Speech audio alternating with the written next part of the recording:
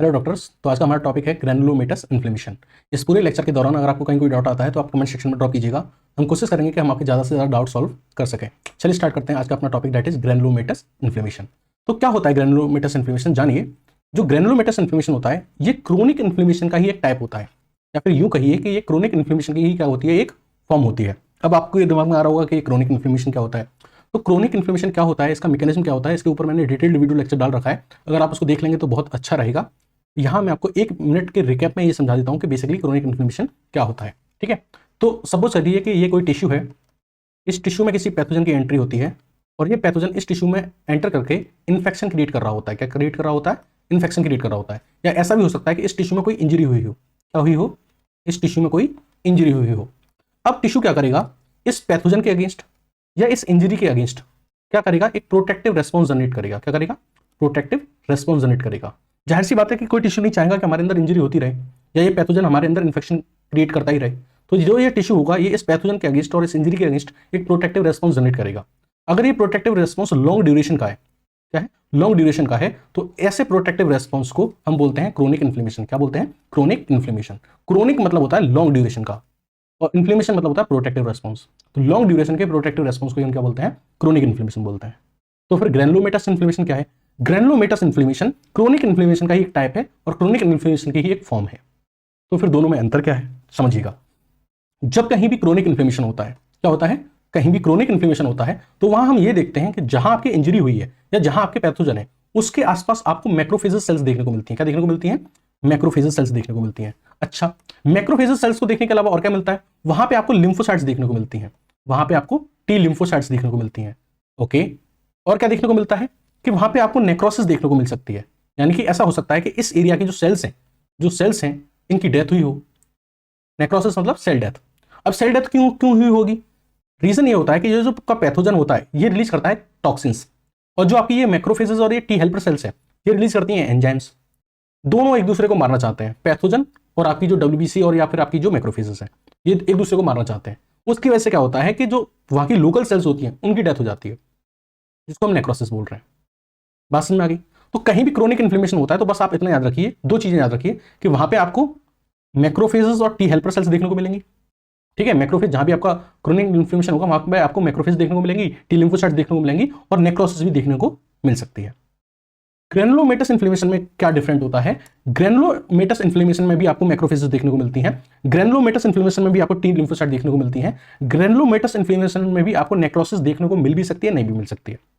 Different क्या होता है? डिफरेंट ये होता है कि ग्रैनुलोमेटस इन्फ्लेमेशन में जो आपकी मैक्रोफेजेस होती हैं वो अपनी मॉर्फोलॉजी चेंज कर लेती हैं। वो अपनी मॉर्फोलॉजी चेंज करके कन्वर्ट हो जाती हैं या तो एपिथेलॉइड सेल्स में या फिर मल्टी न्यूक्लिएटेड जाइंट सेल में। रिपीट अगेन, क्रोनिक इन्फ्लेमेशन में मैक्रोफेजेस होती हैं, टी लिम्फोसाइट्स होती हैं और नेक्रोसिस हो भी सकती है, नहीं भी हो सकती है। सिमिलरली ग्रैनुलोमेटस इन्फ्लेमेशन में भी मैक्रोफेजेस होती हैं, टी लिम्फोसाइट होती है, नेक्रोसिस हो भी सकती है, नहीं भी हो सकती है। अंतर क्या है? ग्रैनुलोमेटस इन्फ्लेमेशन में जो मैक्रोफेजेस होती हैं वो अपनी मॉर्फोलॉजी चेंज कर लेती हैं, वो अपना स्ट्रक्चर चेंज कर लेती हैं और वो कन्वर्ट हो जाती हैं किसमें? They convert either into epithelioid cells और they convert into the multi nucleated giant cell. जबकि क्रोनिक इन्फ्लेमेशन में मैक्रोफेज रहती हैं, लेकिन ग्रैनुलोमेटस इन्फ्लेमेशन में जो मैक्रोफेज होती हैं वो एपिथेलॉइड सेल्स या फिर मल्टी न्यूक्लिएटेड जाइंट सेल में कन्वर्ट हो जाती हैं। कैसे कन्वर्ट होती हैं वो समझिएगा।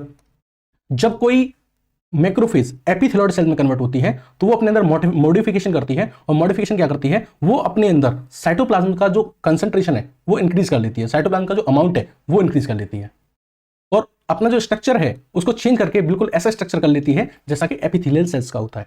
इसलिए इनको बोला जाता है एपिथेलॉइड सेल्स। साथ ही साथ इनके अंदर जो न्यूक्लियस पाया जाता है अब वो स्लीपर शेप्ड का होता है। किस कैसे शेप्ड का होता है? स्लीपर शेप्ड होता है। इस तरीके का स्लीपर शेप्ड होता है। जब वो मैक्रोफेज फॉर्म में होती है तो उनका जो न्यूक्लियस होता है वो बेसिकली राउंड शेप का होता है। बट एपिथेलॉइड सेल्स में जो इनका न्यूक्लियस होता है वो स्लीपर शेप्ड न्यूक्लियस होता है। और ये जो सेल्स होती हैं ये कैसी होती हैं? वीकली फेगोसाइटिक होती हैं। वीकली फेगोसाइटिक होती हैं। अच्छा, अब हम बात करें macrophage multi nucleated giant cell में कैसे कन्वर्ट होती हैं। तो जब बहुत सारी मैक्रोफेजेस आपस में फ्यूज होकर एक बड़ी सेल बनाती है, और ऐसी बड़ी सेल बनाती है जिसमें बहुत सारी न्यूक्लियाई प्रेजेंट हो, इसमें more than equal to 20 nuclei present हो सकते हैं। तो जब बहुत सारी मैक्रोफेजेस फ्यूज होकर एक बड़ी सेल बनाती है, एक जाइंट सेल बनाती है, उसको हम बोलते हैं मल्टी न्यूक्लिएटेड जाइंट सेल। ये सेल्स भी वीकली फेगोसाइटिक होती हैं। इनकी भी फेगोसाइटोसिस की जो कैपेसिटी होती है वो वीक होती है, बट ये क्या करती हैं? कुछ ऐसे केमिकल सिक्रेशंस रिलीज करती हैं जो क्या करते हैं? इस पैथोजन को क्या कर सकते हैं? किल कर सकते हैं। ठीक है, तो व्हाट आई टोल्ड यू कि ग्रेनुलोमेटस क्या होता है? ग्रेनुलोमेटस इन्फ्लेमेशन वो इन्फ्लेमेशन होता है जिसमें मैक्रोफेजेस जो होती हैं वो एपिथेलियल सेल्स और मल्टीन्यूक्लिएटेड जर्म सेल में कन्वर्ट हो जाती हैं। रिपीट अगेन, ग्रेनुलोमेटस इन्फ्लेमेशन वो क्रोनिक इन्फ्लेमेशन होता है जिसमें मैक्रोफेजेस जो होती हैं वो या तो एपिथेलियल सेल्स में कन्वर्ट हो जाती हैं या फिर मल्टीन्यूक्लिएटेड जर्म सेल में कन्वर्ट हो जाती हैं। ठीक है, इतनी बात समझ में आ गई? क्लियर हो गया ग्रेनुलोमेटस इन्फ्लेमेशन? अब देखो और क्या होता है। अब ये जो सारी चीजें हैं, मैक्रोफेजेस, टी लिम्फोसाइट्स, नेक्रोसिस वाला जो सेल्स होती हैं, नेक्रोटिक सेल्स जो होती हैं, ठीक है, और ये जो मैक्रोफेजेस होती हैं in the form of epithelial cells and multinucleated germ cells, ये सारे जो कंपोनेंट है ये सब अपने आप को एक ऑर्गेनाइजेशन में अरेंज करते हैं, एक पर्टिकुलर मैनर में अपने आप को ऑर्गेनाइज करते हैं, और जब ये अपने आप को एक पर्टिकुलर ऑर्डर में ऑर्गेनाइज करते हैं तो हम इनको बोलते हैं ग्रेनुलोमा। क्या बोलते हैं? ग्रेनुलोमा। बिल्कुल ऐसे कि मान लीजिए कि सेंटर में मान लीजिए हमने वो चीज रख दी, हमने रख दिया नेक्रोटिक वाला पार्ट, यानी वो सेल्स रख दी जिनकी नेक्रोसिस हुई है, यानी डेड सेल्स। सेंटर में क्या है? डेड सेल्स हैं। मान लीजिए कि इनके सराउंडिंग में एक लेयर बनी हुई है किसकी? एपिथेलियल सेल्स की। किसकी? एपिथेलियल सेल्स की। इनके बाहर एक और लेयर है किसकी? ज़ायंट सेल की। तो यहां आप देख रहे हैं क्या हो रहा है, एक पैटर्न में, एक ऑर्गेनाइजेशन में अरेंज हो रहे हैं। कौन? अब मान लीजिए इनके बाहर एक और लेयर है, वो किसकी है? टी हेल्पर सेल्स की, टी लिम्फोसाइट की, टी लिम्फोसाइट की। तो आप यहां देख रहे हैं कि जो मैक्रोफेजेस हैं in the form of epithelial cells and multinucleated germ cells along with T lymphocyte and necrosis, ये क्या कर रहे हैं? अपने आप को ऑर्गेनाइज कर रहे हैं, एक पैटर्न में ऑर्गेनाइज कर रहे हैं। और जब ये अपने आप को एक पैटर्न में ऑर्गेनाइज कर लेते हैं तो हम बोलते हैं कि ग्रेनुलोमा का फॉर्मेशन हुआ है। किसका फॉर्मेशन हुआ है? ग्रेनुलोमा का फॉर्मेशन हुआ है। इस स्ट्रक्चर को हम बोलते हैं ग्रेनुलोमा। क्या बोलते हैं? ग्रेनुलोमा। जो ऑर्गेनाइजेशन से बनता है, किसके ऑर्गेनाइजेशन से? Macrophage in the form of epithelial and multinucleated germ cells along with the T lymphocyte and necrotic part. इस स्ट्रक्चर को हम क्या बोलते हैं? ग्रेनुलोमा बोलते हैं। और इस तरह के इन्फ्लेमेशन को, जहां ग्रेनुलोमा का फॉर्मेशन होता है, उसको हम क्या बोलते हैं? ग्रेनुलोमेटस इन्फ्लेमेशन बोलते हैं। अब एक सवाल आता है कि सर ये ग्रेनुलोमा का फॉर्मेशन हो क्यों रहा है? What is the purpose of this granuloma? ये एक अपने आप को एक चक्रव्यूह की तरह क्यों अरेंज कर रहे हैं, जहां आपको बहुत सारी लेयर्स दिख रही हैं, बहुत सारी आर्मी। मैक्रोफेजेस बेसिकली क्या है? आर्मी है। जॉइंट सेल भी क्या है? आर्मी है। तो आर्मी की बहुत सारी लेयर्स बन रही हैं। तो व्हाट इज द पर्पस? ऐसा क्यों हो रहा है कि हमें ये सब देखने को मिल रहा है? तो उसका रीजन ये है, ग्रेनुलोमेटस इन्फ्लेमेशन हमको वहां देखने को मिलता है जहां जो पैथोजन है वो बड़ा दुष्ट पैथोजन है। दुष्ट पैथोजन कहने का मतलब जो है, वो पैथोजन जो है वो डिफिकल्ट टू एलिमिनेट है। मतलब ऐसा पैथोजन है जिसको इजीली किल नहीं किया जा सकता, उसके लिए ग्रेनुलोमेटस इन्फ्लेमेशन होता है। अब इसको इजीली किल नहीं किया जा सकता तो हम क्या करते हैं? इसकी घेराबंदी करते हैं। तो हम यहां क्या करेंगे? पैथोजन को यहां ट्रैप कर लेंगे और पैथोजन के सराउंडिंग में बहुत सारी लेयर्स बना लेंगे आर्मी की, जिससे क्या होगा कि इस पैथोजन का स्प्रेड, आगे की तरफ फैलना, उसको रोका जा सकता है। दूसरी बात, जब हम इसके सराउंडिंग में एक चक्रव्यूह बना लेंगे, एक घेराबंदी कर देंगे इसकी, फिर हम इसको इजीली टारगेट किलिंग कर सकते हैं। इसको रेस्ट्रिक्ट करके एक पर्टिकुलर एरिया में, फिर हम इसको collectively giant cell, epithelial cells, T cells collectively क्या करेंगे? इसको किल करने में हेल्प करेंगे। तो what is the purpose of basically granulomatous inflammation? To trap the offending agent. हम उस ऑफेंडिंग एजेंट को ट्रैप कर रहे हैं जो कैसा है? हार्ड टू एलिमिनेट है। क्या है? Hard to eliminate. यानी ऐसे ऑफेंडिंग एजेंट को हम ट्रैप करना चाह रहे हैं ग्रेनुलोमा के अंदर, जो क्या है? हार्ड टू एलिमिनेट है। और ऐसे ऑफेंडिंग एजेंट को हम क्या कर रहे हैं? ट्रैप कर रहे हैं यहाँ पे, ताकि ये सराउंडिंग में ना फैले। तो व्हाट इज ग्रेनुलोमा? ग्रेनुलोमा को बिल्कुल ऐसे समझो कि ये महाभारत के चक्रव्यूह की तरह है, जहां किसी ऑफेंडिंग एजेंट को बीच में ट्रैप किया जा रहा है ताकि वो स्प्रेड ना हो। ठीक है, अब बात करते हैं मीडिएटर ऑफ ग्रेनुलोमेटस इन्फ्लेमेशन, कि जो ग्रेनुलोमेटस इन्फ्लेमेशन है या जो ग्रेनुलोमा है, इसका फॉर्मेशन कौन करता है और इसके फॉर्मेशन में कौन हेल्प करता है? तो जो ग्रेनुलोमेटस इन्फ्लेमेशन जो है, उसका फॉर्मेशन दो तरीके से किया जा सकता है। या तो वो पैथोजन या वो एंटीजन खुद ही जाके मैक्रोफेज को एक्टिवेट कर दे, और फिर एक्टिवेटेड जो मैक्रोफेजेस हैं वो ग्रेनुलोमा का फॉर्मेशन करते हैं। ये जो ग्रेनुलोमा है, ये जो चक्रव्यूह है, ये बनेगा कैसे? इसको बनाने वाले मीडिएटर कौन है? कैसे बन सकता है? तो उसका एक तरीका तो ये है कि ये जो पैथोजन एंटर किया है बॉडी में, या जो भी एंटीजन है या पैथोजन है जो एंटर किया है, जो भी फॉरेन बॉडी है, वो खुद एक्टिवेट कर दे किसको? मैक्रोफेजेस को, और फिर ग्रेनुलोमा का फॉर्मेशन हो जाए। एक तो ये होता है प्रोसेस। इस तरीके के ग्रेनुलोमा को हम बोलेंगे फॉरेन बॉडी ग्रेनुलोमा। क्या बोलेंगे?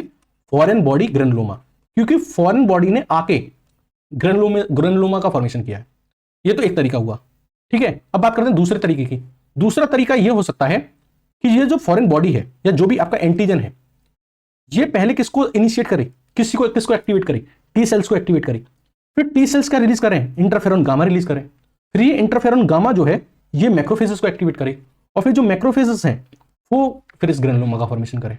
तो यहां पे इस केस में जो ग्रेनुलोमा का फॉर्मेशन है वो किसकी हेल्प से हो रहा है? टी हेल्पर सेल की हेल्प से हो रहा है। तो इस तरीके के ग्रेनुलोमा को हम बोलते हैं इम्यून ग्रेनुलोमा। क्या बोलते हैं? इम्यून ग्रेनुलोमा, क्योंकि यहां पे जो हमारी इम्यून सेल्स हैं यानी टी हेल्पर सेल्स हैं, उनकी हेल्प से ग्रेनुलोमा का फॉर्मेशन किया जा रहा है, इसलिए हम उसको इम्यून ग्रेनुलोमा बोलते हैं। अब हम बिल्कुल इनके मैकेनिज्म पे जाएंगे कि कैसे ग्रेनुलोमा का फॉर्मेशन होता है। So we are going to study pathogenesis of granuloma. तो यहां वर्ड हमने यूज किया है पैथोजेनोसिस ऑफ ग्रेनुलोमा। पैथोजेनेसिस क्यों कह रहे हैं? देखो, आपको पता है कि ग्रेनुलोमा क्यों बन रहा है। ग्रेनुलोमा इसलिए बन रहा है क्योंकि एक प्रोटेक्टिव रेस्पॉन्स है, एक पैथोजन है जो दुष्ट है, जो इजीली एलिमिनेट नहीं हो सकता। इसको घेराबंदी करने के लिए, इसको इसी एरिया में रेस्ट्रिक्ट करने के लिए और इसको कलेक्टिवली मिलकर किल करने के लिए हम क्या बना रहे हैं? ये ग्रेनुलोमा बना रहे हैं। ठीक है, अब क्योंकि जब हम ग्रेनुलोमा बनाते हैं और ग्रेनुलोमा बना के इस पैथोजन की किलिंग करने की कोशिश करते हैं, उस टाइम पे ये होता है कि जो ये टिश्यू है, इस टिश्यू की जो लोकल सेल्स हैं जो इस पैथोजन के पास प्रेजेंट है, इनकी भी डेथ देखने को मिलती है। During the battle between WBC macrophages and pathogen, जो लोकल सेल्स होती हैं उस टिश्यू की, उनकी भी डेथ देखने को मिलती है।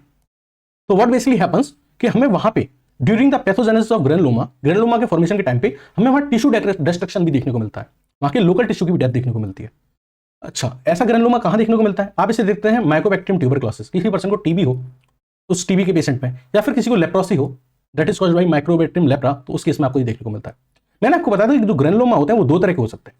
दो तरह के ग्रेनुलोमा होता है। एक होता है इम्यून ग्रेनुलोमा, जो टी हेल्पर सेल्स के हेल्प से बनता है। किससे?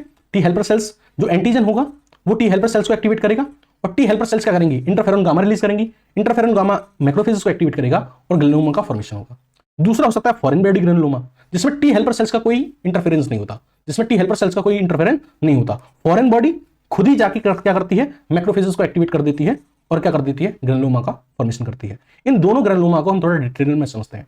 तो एक था हमारे पास immune body granuloma. Immune body granuloma में क्या हुआ था कि जो एंटीजन था वो खुद किसके पास जाता है?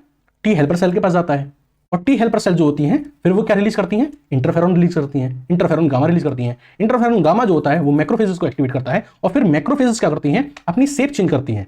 जो मैक्रोफेजेस जो होती हैं they convert into either epithelioid cells और मल्टी न्यूक्लिएटेड जायंट सेल। तो जो एक्टिवेटेड मैक्रोफेजेस हैं वो अपना स्ट्रक्चर, अपनी मॉर्फोलॉजी चेंज करती हैं, वो एपिथेलॉइड सेल्स और मल्टी न्यूक्लिएटेड जायंट सेल में कन्वर्ट होती हैं, और ऐसा करके वो क्या करती हैं? ग्रेनुलोमा का फॉर्मेशन करती हैं।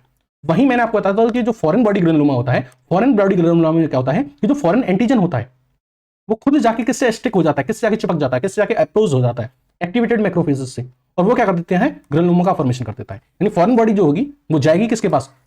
मैक्रोफेजेस के पास। मैक्रोफेज को एक्टिवेट करेगी, फिर मैक्रोफेज क्या करेंगी? अपनी शेप चेंज करेंगी, वो कन्वर्ट होंगी एपिथेलॉइड सेल्स में और मल्टी न्यूक्लिएटेड जायंट सेल में, और क्या होगा? ग्रेनुलोमा का फॉर्मेशन होगा। यहाँ कोई भी टी हेल्पर सेल का इन्वॉल्वमेंट नहीं है। रीजन ये है कि ये फॉरेन बॉडी जो होती है इसके पास कैपेसिटी नहीं होती कि वो क्या करे? टी हेल्पर सेल्स को एक्टिवेट कर सके। यहाँ जो एंटीजन था इसके पास कैपेसिटी थी कि वो टी हेल्पर सेल को एक्टिवेट कर सके, तो इसलिए यहाँ जो ग्रेनुलोमा फॉर्मेशन हो रहा था वो था इम्यून ग्रेनुलोमा। यहाँ जो फॉरेन बॉडी होती है इसके पास कैपेसिटी नहीं होती कि वो टी हेल्पर सेल्स को एक्टिवेट करे, तो इस तरह के ग्रेनुलोमा को बोलते हैं foreign body granuloma. Immune granuloma जो आपको देखने को मिलता है वो आपको देखने को मिलता है in the case of Mycobacterium tuberculosis, in the case of Mycobacterium lepra जो लेप्रोसी करेगा, इन टीबी के केस में, लेप्रोसी के केस में, सिफिलिस के केस में, सार्कोइडोसिस के केस में, क्रोन डिसीज के केस में, और फंगल इन्फेक्शन के केस में आपको क्या देखने को मिलता है? इम्यून ग्रेनुलोमा देखने को मिलता है। ये सारे जो भी बैक्टीरिया, जो पैथोजेंस हैं या जो फंजाई हैं, ये क्या करते हैं? ये टी हेल्पर सेल्स को जाकर एक्टिवेट करते हैं, उनसे इंटरफेरॉन गामा रिलीज करवाते हैं, वो मैक्रोफेजेस को एक्टिवेट करती हैं, मैक्रोफेजेस फिर अपनी शेप चेंज करती हैं और बनाती हैं एपिथेलॉइड सेल्स और मल्टी न्यूक्लिएटेड जायंट सेल, और फिर क्या बनाती हैं? ग्रेनुलोमा का फॉर्मेशन करती हैं। वही फॉरेन बॉडी में बताऊं तो फॉरेन बॉडी की ग्रेनुलोमा जो आपको देखने को मिलता है ये कुछ मटेरियल्स के केस में देखने को मिलता है, जैसे talk powder. Talk powder generally आप देखेंगे दो केसेस में आपको देखने को मिलता है। एक तो जो सर्जन जो होते हैं वो जो ग्लव्स पहनते हैं, ग्लव्स में एक पाउडर लगा होता है, वो पाउडर जब वो कंटिन्यूसली बहुत लंबे टाइम तक वो ग्लव्स पहनते हैं तो वो जो पाउडर होता है वो बॉडी के अंदर एंटर कर जाता है, एब्सॉर्ब हो जाता है, वहां से प्रॉब्लम हो सकती है फॉरेन बॉडी ग्रेनुलोमा की। दूसरा जो आईवी ड्रग एब्यूजर्स होते हैं, ठीक है, जो ड्रग एब्यूज करते हैं उनके अंदर टॉल्क पाउडर एडमिनिस्टर होता है, ठीक है। दूसरा जब ऑपरेशन होता है तो सुचर्स हम लगाते हैं इंटरनल, या फिर फाइबर्स का यूज करते हैं सिलने के लिए ऑपरेटिव केसेस में, तो वो सुचर्स जो फाइबर्स होते हैं वो भी एक दो तरह की फॉरेन बॉडी होती है हमारी बॉडी के लिए, फॉरेन पार्टिकल होता है, एंटीजन होता है हमारी बॉडी के लिए, तो वहां भी फॉरेन बॉडी ग्रेनुलोमा का फॉर्मेशन हो सकता है।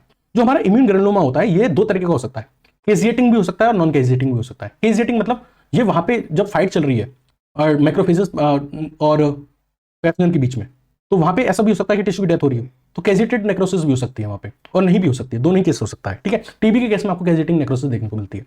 अब हम प्रॉपर मैकेनिज्म अगर समझें इस ग्रेनुलोमा फॉर्मेशन का, तो अब हम प्रॉपर फॉर्मेशन देखते हैं कि कैसे मैकेनिज्म परफॉर्म होता है। तो we are discussing about mechanism and morphology of immune granuloma, कि कैसे ग्रेनुलोमा फॉर्म होगा। तो उसमें 3 स्टेप होते हैं, बेसिकली 3 स्टेप्स होते हैं। पहला, एंगल्फमेंट बाय मैक्रोफेजेस। मैक्रोफेज क्या करेगी, जब भी कोई एंटीजन एंटर करेगा तो उसको एंगल्फ करने की कोशिश करेगी, और कोशिश करेगी कि वो क्या कर सके, उस भी पैथोजन को क्या कर सके, फैगोसाइट कर सके और किल कर सके। दूसरा स्टेप है activation of T helper cells, और तीसरा स्टेप होता है एक्शन ऑफ साइटोकाइंस और लिम्फोकाइंस। यानी कि मैकेनिज्म ऑफ ग्रैनुलर फॉर्मेशन में 3 स्टेप होते हैं। एक होता है एंगल्फमेंट ऑफ मैक्रोफेज, दूसरा होता है activation of T helper cell, तीसरा होता है एक्शन ऑफ साइटोकाइंस और लिम्फोकाइन। इसको एक बहुत प्यारी कहानी की तरह सुनिए, बिल्कुल बेसिक कहानी की तरह समझिए, बहुत इजीली समझ में आएगा। ये कोई भी एंटीजन था, ठीक है, ये आपकी बॉडी के अंदर एंटर किया। तो जब एंटीजन आपकी बॉडी के अंदर एंटर करता है तो उसको सबसे पहले रिसीव करती है APC, antigen presenting cell. Antigen presenting cell क्या होती है? एक तरह की मैक्रोफेज होती है। क्या होती है? मैक्रोफेज होती है। तो एंटीजन प्रेजेंटिंग सेल्स ने क्या किया? इस एंटीजन का क्या किया? एंगल्फमेंट किया, यानी क्या किया? एंगल्फ किया। अब एंगल्फ करके इस एपीसी ने, एपीसी जो एंटीजन प्रेजेंटिंग सेल्स होते हैं वो बेसिकली मैक्रोफेज होती हैं, ठीक है। अब इन्होंने एंगल्फमेंट करने के बाद क्या किया? इस एंटीजन को डिस्ट्रॉय करने की कोशिश करी।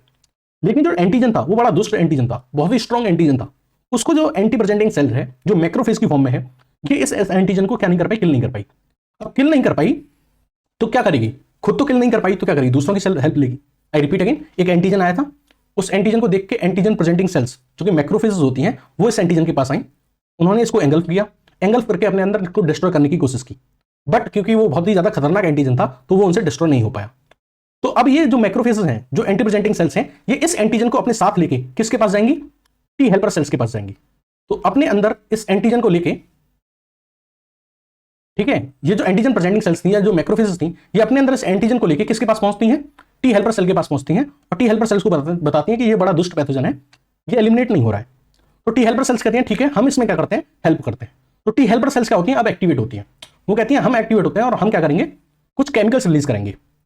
क्योंकि टी हेल्पर सेल्स कहती हैं मैं अकेली भी इसको नहीं मार सकती, तो मुझे अपने और साथी चाहिए होंगे।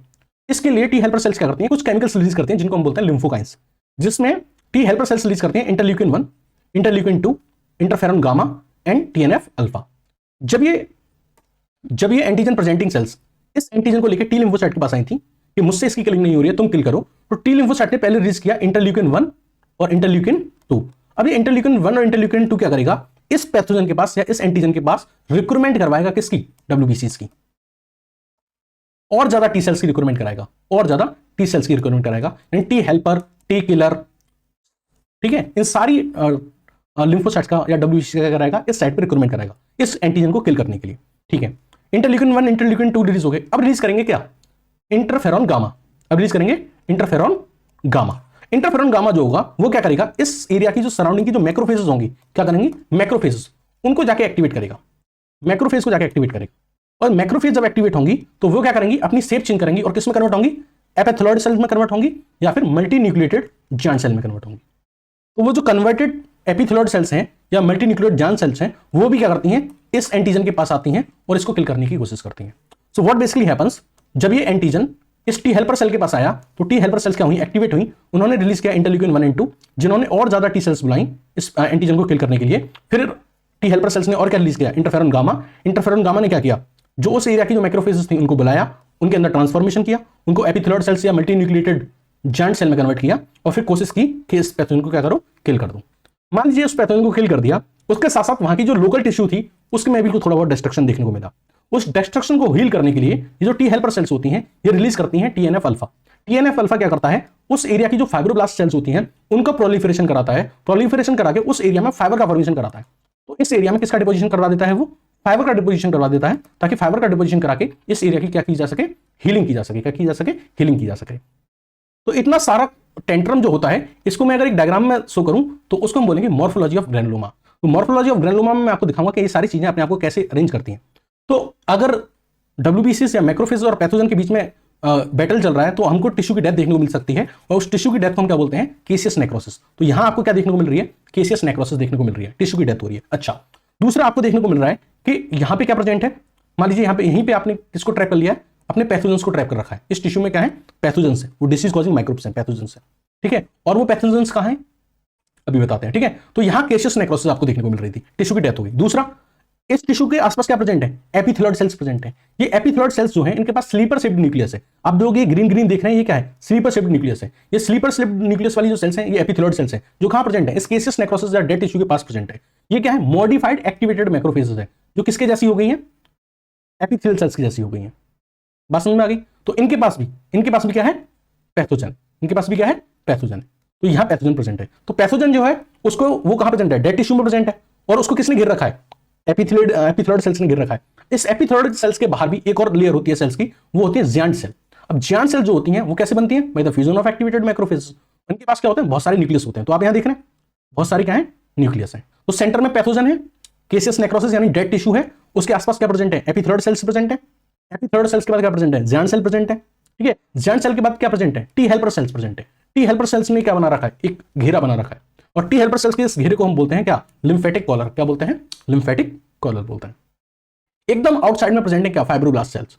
फाइब्रोब्लास्ट के सेल क्या कर रही हैं? वो फाइब्रोसिस करके फाइबर्स का फॉर्मेशन कर रही हैं, और ये फाइब्रोसिस के जो फाइबर्स हैं ये क्या कर रहे हैं? इस एरिया की हीलिंग कर रहे हैं, जो भी डैमेज हो रहा है उसको क्या कर रहे हैं? रिपेयर कर रहे हैं। तो this was morphology of granuloma. ठीक है, तो मैंने अब तक जो आपको पढ़ाया है उसका एक कुछ इंपोर्टेंट स्टेटमेंट है उसके रिगार्डिंग। अगर आपसे कोई पूछे कि most important cell for chronic inflammation, chronic inflammation में जो सबसे इंपोर्टेंट सेल्स होती हैं वो कौन सी होती हैं? तो आंसर है मैक्रोफेजेस।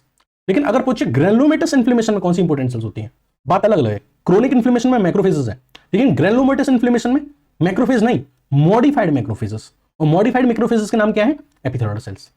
कोई पूछे कि लिम्फोसाइट जो होती हैं इस लिम्फेटिक कॉलर में, जो मॉर्फोलॉजी ऑफ ग्रैनुलोमा में ये आप लिम्फेटिक कॉलर दिख रहे हैं, इस लिम्फेटिक कॉलर में कौन सी लिम्फोसाइट्स?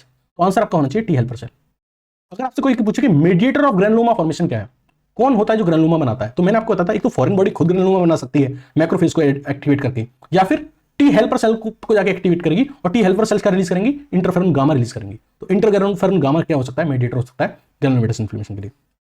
क्या कोई ऐसा ग्रैनुलोमेटस इन्फ्लेमेशन होता है जिसमें ये लिम्फेटिक कॉलर ना हो? तो लिम्फेटिक कॉलर के बिना जो ग्रैनुलोमा होता है उसको हम बोलते हैं नेक्ड ग्रैनुलोमा, और नेक्ड ग्रैनुलोमा हमको देखने को मिलता है in the case of sarcoidosis.